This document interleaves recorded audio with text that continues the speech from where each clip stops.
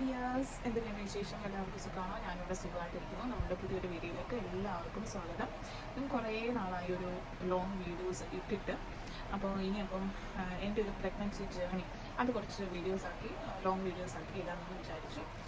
അപ്പോൾ ഇന്നത്തെ വീഡിയോയിൽ ഞാൻ പറയാനെക്കൊണ്ട് പോകുന്നത് എൻ്റെ ഒരു ഫസ്റ്റ് ട്രൈമസ്റ്റർ, അതായത് ഇത് ആദ്യത്തെ ഒരു 3 മാസം ഞാൻ എന്നാണ് ഇത് അറിഞ്ഞതിന് ശേഷം ഞാൻ എന്തൊക്കെ ചെയ്തു, ആ കാര്യങ്ങളൊക്കെ ഉൾപ്പെടുത്തിക്കൊണ്ട് ഒരു വീഡിയോ ഉണ്ടാക്കാം എന്നാണ് ഞാൻ വിചാരിക്കുന്നത്.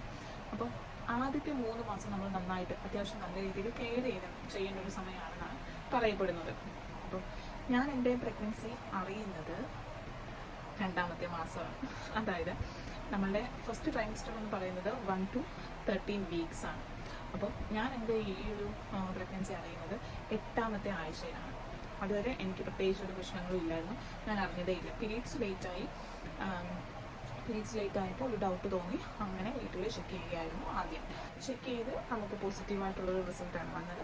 ശരിക്കും പറഞ്ഞു കഴിഞ്ഞാൽ ഞങ്ങൾ ട്രൈ ചെയ്തിരുന്നു. ഞങ്ങൾ കല്യാണം കഴിഞ്ഞിട്ട് 6 വർഷമായി. 6 വർഷത്തിന് ശേഷമാണ് ഇപ്പോൾ നമുക്കൊരു വാവ ആയേക്കുന്നത്. 6 വർഷം എന്തെങ്കിലും ട്രീറ്റ്മെൻറ്റ് ചെയ്തോ കാര്യങ്ങളൊക്കെ ചെയ്തോ എന്ന് എല്ലാവർക്കും ഒരു ഡൗട്ട് ഉണ്ടായിരുന്നു. നമ്മളൊന്നും ചെയ്തിട്ടില്ല.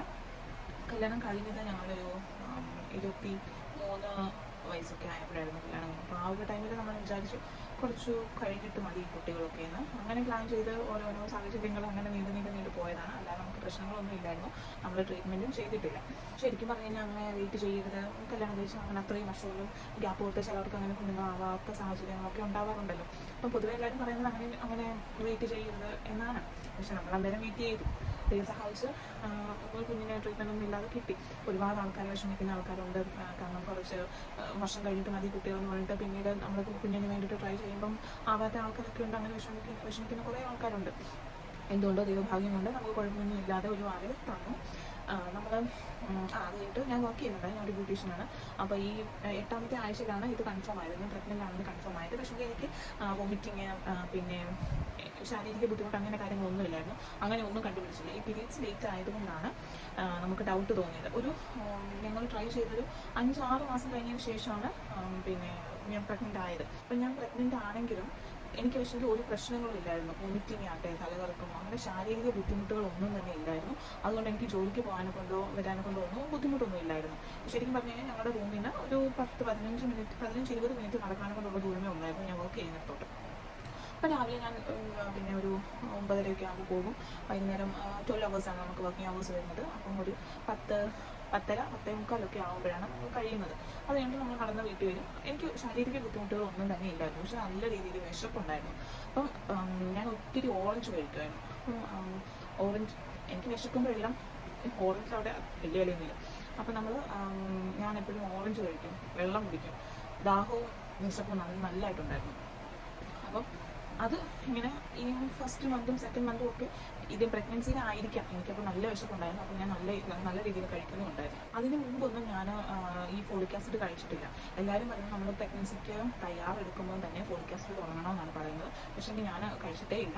അങ്ങനെ ഈ 2ാമത്തെ മാസം ഞാൻ ഡോക്ടറിൻ്റെ അടുത്ത് ഇത് അറിഞ്ഞതിന് ശേഷം ഡോക്ടറിൻ്റെ അടുത്ത് ചെന്നതിന് ശേഷമാണ് അവർ ഫോളിക് ആസിഡിൻ്റെ ടാബ്ലറ്റൊക്കെ എനിക്ക് തന്നത്. ഫോളിക് ആസിഡും തന്നു, അയണിൻ്റെയും കാൽസ്യത്തിൻ്റെയും ടാബ്ലറ്റ് എനിക്ക് അവർ തന്നായിരുന്നു. അപ്പോൾ ഇത് 3 കഴിക്കാനെ കൊണ്ട് പറഞ്ഞു. ഞാൻ അത് 3 കഴിക്കാനെ കൊണ്ട് അന്നേരമാണ് സ്റ്റാർട്ട് ചെയ്തത്. അതായത് ഈ 8ാമത്തെ വീക്കിൽ ഈ 13 വീക്ക് വരെയാണ് നമ്മുടെ ആ ഒരു ഫസ്റ്റ് 1 to 3 മന്ത്സ് വരുന്നത്.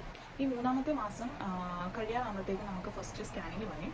സ്കാനിങ് അതുപോലെ തന്നെ ബ്ലഡ് ചെക്ക് ചെയ്യാൻ കൊണ്ട് കുറേ ചെക്കിങ് ഉണ്ട്. അതിനകത്ത് യൂറിൻ ആണെങ്കിലും ബ്ലഡ് ആണെങ്കിലും പിന്നെ HIV, നമ്മുടെ ഹീമോഗ്ലോബിൻ, ഒരുപാട് ടെസ്റ്റുകളുണ്ട്. ബ്ലഡിനകത്ത് തന്നെ ടെസ്റ്റ് ചെയ്യാൻ കൊണ്ട് ഒരുപാടുണ്ട്. അതെല്ലാം ആ ഒരു 3 മന്ത്സ് കഴിയാറാകുമ്പോൾ ആ ഒരു ഫസ്റ്റ് സ്കാനിങ്ങിൻ്റെ ടൈമിൽ അവർ ഇതെല്ലാം ചെയ്യും. അതൊക്കെ ചെയ്തു. അതിനുശേഷം ഞാൻ നാട്ടിലോട്ട് വരാൻ കൊണ്ട് തീരുമാനിച്ചു. അതായത് ഒരു 4 മന്ത്സ് കഴിയാറായപ്പോഴൊക്കെ ഞാൻ നാട്ടിലോട്ട് വരാൻ കൊണ്ട് തീരുമാനിച്ചു. കാരണം അവിടെ ഭയങ്കര എക്സ്പെൻസീവാണ്. നമുക്ക് പിന്നെ ഹോസ്പിറ്റൽ കേസ് ഭയങ്കര എക്സ്പെൻസീവാണ്. നമുക്ക് താങ്ങാൻ പറ്റത്തില്ല. അതുപോലെ നല്ല പൈസയാണ്.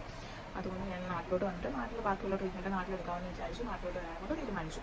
അങ്ങനെ ഈ 3 മാസത്തെ ജേർണിയിൽ ആ ഒരു ലാസ്റ്റ് 3ാമത്തെ മാസമാണ് ശരിക്കും ഞാൻ കെയർ ചെയ്തെന്ന് പറയാനെ കൊണ്ട് ചെയ്തത്. കാരണം ഈ 2 മാസം എനിക്ക് അറിയില്ലായിരുന്നു ഞാൻ പ്രഗ്നൻ്റ് ആണെന്ന്. പിന്നെ 3ാമത്തെ മാസം അറിയില്ല പ്രഗ്നൻ്റ് ആണ്. പിന്നെ ഞാൻ അങ്ങനെ ഭാരപ്പെട്ട പണിയോ കാര്യങ്ങളോ ഒന്നും ചെയ്തിട്ടില്ല. ഒന്നും ചെയ്തിട്ടില്ലെന്ന് വേണമെങ്കിൽ പറയാം, എല്ലാം ചാച്ചനൊന്നും ചെയ്യും.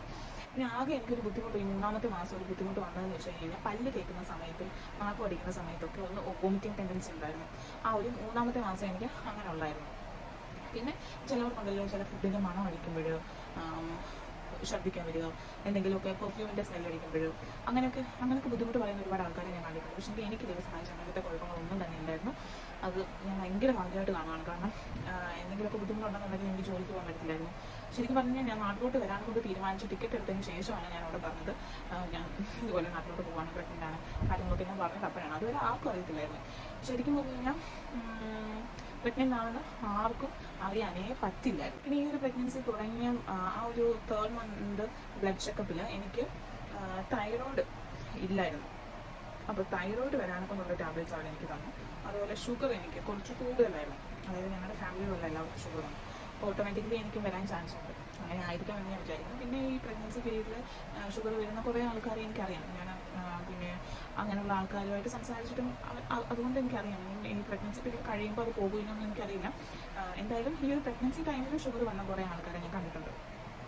പിന്നെ അപ്പം ഷുഗർ എനിക്ക് ഒരു 115 വരെ ആണ് നോർമൽ നമുക്ക് ഷുഗർ ഫാസ്റ്റിങ്ങിൽ വരാവുന്നത്.